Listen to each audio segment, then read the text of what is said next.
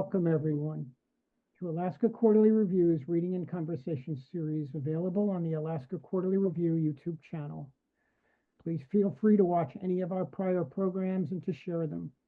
Alaska Quarterly Review is committed to presenting these programs without charge and to showcase vibrant and diverse new and emerging voices of literary conversations with depth, complexity, and humanity. I am Ronald Spatz, Editor-in-Chief of Alaska Quarterly Review, and before we begin, I'd like to make a few important acknowledgments. Alaska Quarterly Review gratefully acknowledges the Anchorage Museum for hosting and providing technical support for this event, and the Center of the Narrative and Lyric Arts, Alaska Quarterly Review's 501c3 umbrella organization, which makes this event possible. I also want to make a land acknowledgement. Alaska Quarterly Review recognizes the indigenous land on which all Alaskans live, and Alaska Quarterly Review is located in Anchorage, and Anchorage is Dena'ina homeland. Dena'ina is the language spoken by the traditional, present, and future caretakers of this land, and land acknowledgement opens a space with gratefulness and respect for the contributions, innovations, and contemporary perspective of indigenous peoples, and marks our collective movement toward decolonization and equity. Today, we are featuring a poetry reading of the just-released collection by Gabrielle Calvocoressi, The New Economy, released by Copper Canyon Press. Gabrielle Calvocoressi is also the author of Last Time I Saw Amelia Earhart, Apocalyptic Swing, a finalist for the Los Angeles Times Book Prize, and Rocket Fantastic, winner of the Audre Lorde Award for Lesbian Poetry.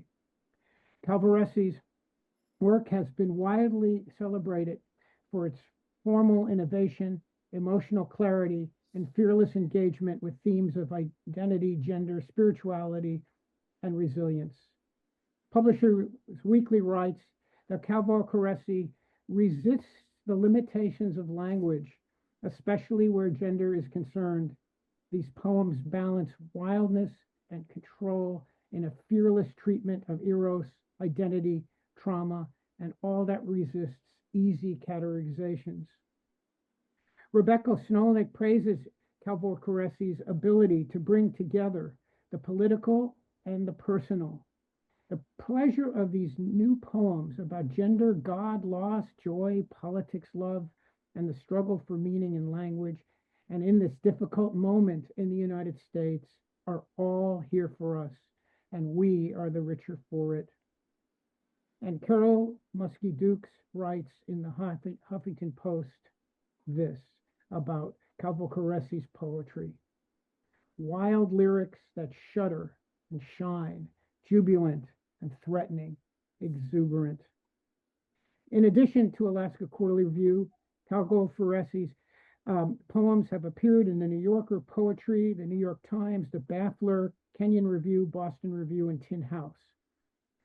She's been a recipient of numerous awards and fellowships, including a Stegner Fellowship and Jones Lectureship from Stanford University, a Rona Jaffe Foundation Writers Award, a Lannan Foundation Residency in Marfa, Texas, the Bernard F. Connors Prize from the Paris Review, and a residency from the Civitella di Rossini Foundation. Calvocoressi teaches at the University of North Carolina at Chapel Hill and serves as editor-at-large of the Los Angeles Review of Books and poetry editor of Southern Cultures. Her current projects include a nonfiction book titled The Year I Didn't Kill Myself, and a novel, The Alderman of the Graveyard. It is a distinct pleasure to welcome Gabrielle Calvocoressi to Alaska Quarterly Review series. Oh my gosh, thank you so much, Ron, and thank you, Danny, who is recording all of this, and to all the dear friends who've made it so I can be in this beautiful space. I'm speaking to you from Durham, North Carolina. We have been in just an extraordinary heat wave, well over 100 degrees each day this week, and the sky is gray right now, and supposedly the heat is going to break. And so I come to you with real gratitude too. My friend Daniel told me yesterday, this is like one of the greatest phrases I've ever heard. He was in the barber shop yesterday, and he said a gentleman walked into the barber shop on this very hot day and said, "Whatever God's cooking, it's done." And that's how I feel here. It's a it's really a pleasure to be here. And Ron was reminding me that it's been quite a long time since my poems first appeared in Alaska Quarterly Review. And I've been thinking about the fact that Alaska is a kind of dream to me. It's a place I haven't gone to. I've always yearned to be there. And so to even be there in this way with you, I don't know, it feels like a continuation of a journey, but also the beginning of a journey. And it's the beginning of a journey of a new book for me. So I just feel grateful. I'm holding this little stone, this little jade heart, and I'm sending it to you. I'm going to read from this new book. And, you know, I was thinking, I'm still getting to know this book as a book. I mean, I worked on it for a long time. It takes me a long time to write poems. And I've been reading from it for a while, but I realized sort of I put sets together. I say, oh, let's do these poems, do these poems. And I thought that today I might do something that's new for me. And we'll see how it goes, which is I'm going to read for about 20 minutes. I'm just going to read from the beginning and not pick and choose. And maybe we can all kind of meet this book together a little bit. I appreciate you. Hammond B3 Organ Cistern. The days I don't want to kill myself are extraordinary. Deep bass. All the people in the streets waiting for their high fives and leaping, I mean leaping when they see me. I am the sun-filled god of love, or at least an optimistic undersecretary. There should be a word for it. The days you wake up and do not want to slit your throat. Money in the bank, enough for an iced green tea every weekday and Saturday and Sunday. It's like being in the armpit of a Hammond B3 organ, just reeks of gratitude and funk, the funk of ages. I am not going to ruin my love's life today. It's like the time I said yes to gray sneakers, but then the salesman said, wait. And there, out of the back room, like the bakery's first biscuits, bright blue kicks, iridescent, like a scarab. Oh, who am I kidding? It was nothing like a scarab. It was like bright blue fucking sneakers. I did not want to die that day. Oh my God. Why don't we talk about it? How good it feels. And if you don't know, then you're lucky, but also you poor thing. Bring the band out on the stoop. Let the whole neighborhood hear. Come on, everybody. Say it with me nice and slow. No pills, no cliff, no brains on the floor. Bring the bass back. No rope, no hose. Not today, Satan. Every day I wake up with my good fortune and news of my demise. Don't keep it from me. Why do we have a name for it? Bring the bass back. Bring the band out on the stoop. Hallelujah. Affirmation cistern. When I let go of my fear, my life becomes magical. The trees and I open our mouths together and become a different kind of vessel, a light ship full of bird song. On my back in the grass, floating, the trees show me their God face, which are more faces than I can count. I open all the holes in me so I become a saxophone or a viola da gamba, whichever I feel. It's good to open for the trees who don't force me. We make a loop of music, and I let the river in as well. It's almost too much, but I can stop whenever I want to. That's how kind the trees are. How respectful. What I can't remember is how my light body got stolen, or why the bed spun every night, and why I couldn't move. Sometimes the trees say, "It's best to speak plainly." I'm trying, I say. I'm really trying.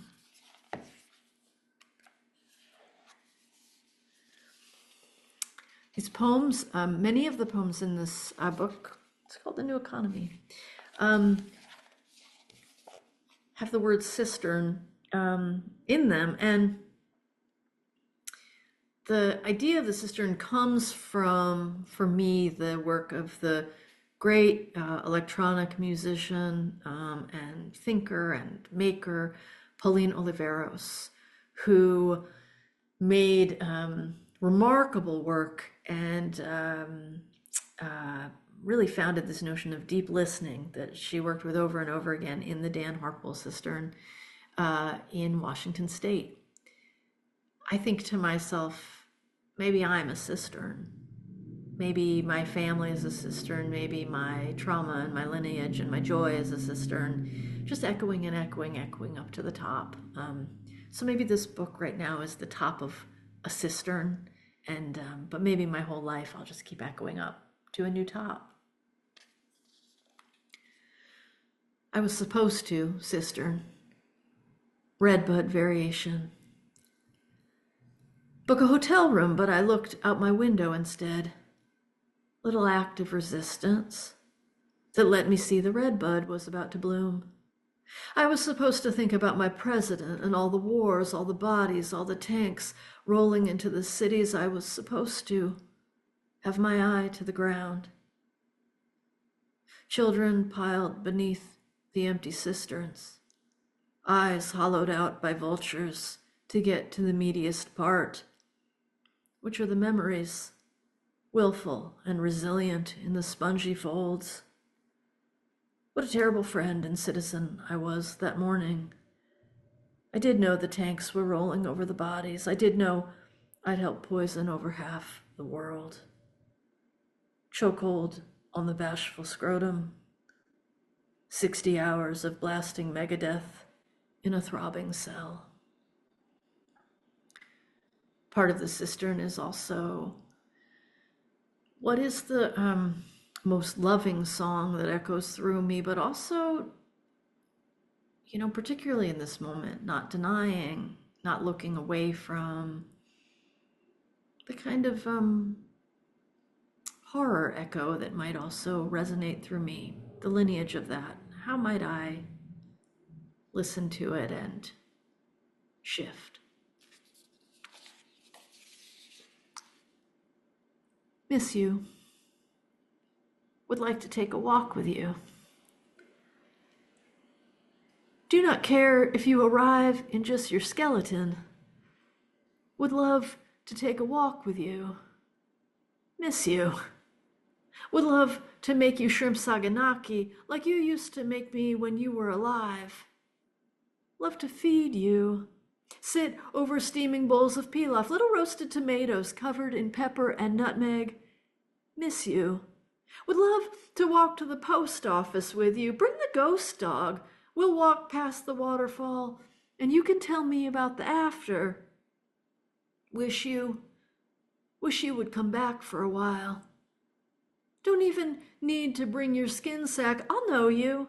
I know you'll know me, even though I'm bigger now. Grayer. I'll show you my garden. I'd like to hop in the leaf pile you raked, but if you want to jump in, I'll rake it for you. Miss you. Standing looking out at the river's edge with your rake in your hand. Miss you in your puffy blue jacket. They're hip now. I can bring you a new one if you'll only come by. No, I told you it was okay to go. No, I told you it was okay to leave me. Why'd you believe me? You always believed me. Wish you would come back so we could talk about truth. Miss you. Wish you would walk through my door, stare out from the mirror, come through the pipes. I wrote a number of these miss you poems. I don't know, did you have this experience where during the initial, these initial times of COVID, we're still very much in the time of COVID. But those first few years, we lost so many friends, and none of them passed away from COVID, which was somehow even more shocking. We were every minute thinking, how will I live through COVID?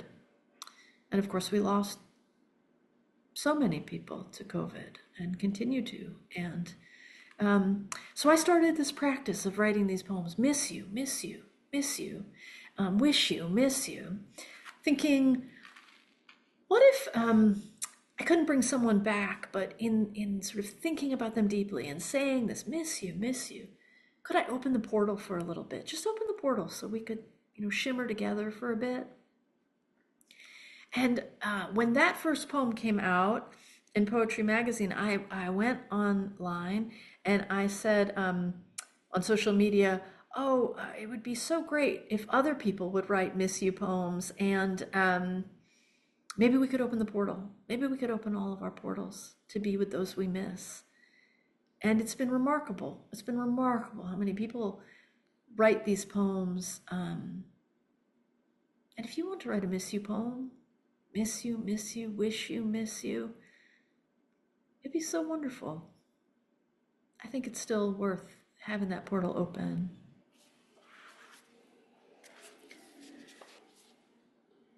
Maybe our ghosts can sometimes help us see ourselves and also help us find the better version of ourselves. Inheritance cistern, sweet dominion. They had their lightning thrones, they had their cages, they had their lamb pens and lamb ties, not just for lambs, but for their own. As soon as I understood the name of my skin sack, I was handed the chain, was told by virtue of my snow-lit skin I was courtier of the chain, and could be Lord Chancellor if I played my cards right. Dominion. We worked the word over and over. We practiced with butterscotch and Jolly Ranchers in the gold Honda, in the mile-long yellow chariot that ferried us to the Colosseum. So sweet. No need to bite down for the whole world to hear you. No need to work your jaws like an animal, to make yourself into an animal, but also useful to think like an animal, to know what that smelled like, that fear, my little skin sack, and really such a weakling who wept over the stupidest things. Particularly when waiting for the long yellow chariot, I want to go home. To where? That was the rub. No more home for me. If there ever was one. I pitied myself, little skin sack with the young wolves circling in their gladiator suits, heart refusing to harden. But that taste of hatred, the sweet promise of that possible release. In the annals of my light scroll, when and if the light takes me back, it will be impossible to deny. After the kicks and the taunts, after hours eating Salisbury steak over the toilet in the girls' restroom, after the turnaway, the plague game, bags of piss and shit thrown from passing chariots as I made my way to the fairgrounds on foot. They made a wager and let a lamb sack out before me, and battered it, and battered it. but all the while looking at me, who laughed along with them, my relief inexhaustible, as my desolation the next day, when having shown myself to lamb and wolf entirely, I was given my true calling, which was exile from every realm. Such a remarkable thing. You know, I was bullied and bullied when I was young. And then, have you ever had this experience? And then, this was middle school. And then there was a reprieve of a day and someone else was bullied. And I laughed at that person being bullied. And that has been one of the great moments I have lived with my whole life that I have had to reckon with. You just heard a vibration. There's a storm coming.